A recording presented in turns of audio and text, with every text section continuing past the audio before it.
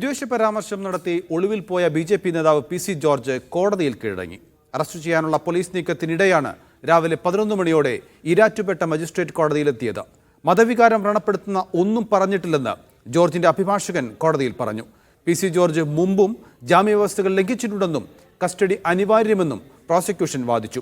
കോടതി പോലീസിനോട് റിപ്പോർട്ട് തേടിയിട്ടുണ്ട്. വിവരങ്ങൾ നൽകാൻ ജോസി ബാബു ഉണ്ട്. ജോസി, എന്താണിപ്പോൾ കോടതിയിൽ വാദപ്രതിവാദങ്ങൾ ഏത് രീതിയിലാണ് പുരോഗമിക്കുന്നത്? വിശദാംശങ്ങൾ.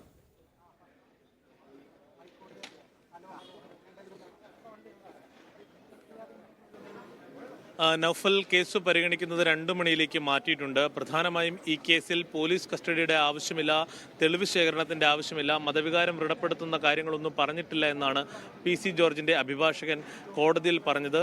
അതിനെതിരായി പ്രോസിക്യൂഷൻ നിരന്തരമായ ഇത്തരത്തിലുള്ള പ്രതികരണങ്ങൾ പ്രതി നടത്തുന്നു. അതോടൊപ്പം പ്രതിയെ കസ്റ്റഡിയിൽ ആവശ്യമുണ്ട്, തെളിവ് ശേഖരണത്തിന്റെ ആവശ്യമുണ്ട്, പ്രതിയെ കസ്റ്റഡിയിൽ വേണമെന്നുള്ള കാര്യമാണ് പ്രോസിക്യൂഷൻ ചൂണ്ടിക്കാണിച്ചത്.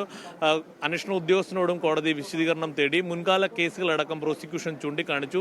മുൻകാല കേസുകളുടെ റിപ്പോർട്ട് അടിയന്തരമായി നൽകാൻ കോടതി ഇപ്പോൾ ആവശ്യപ്പെട്ടിരിക്കുകയാണ്.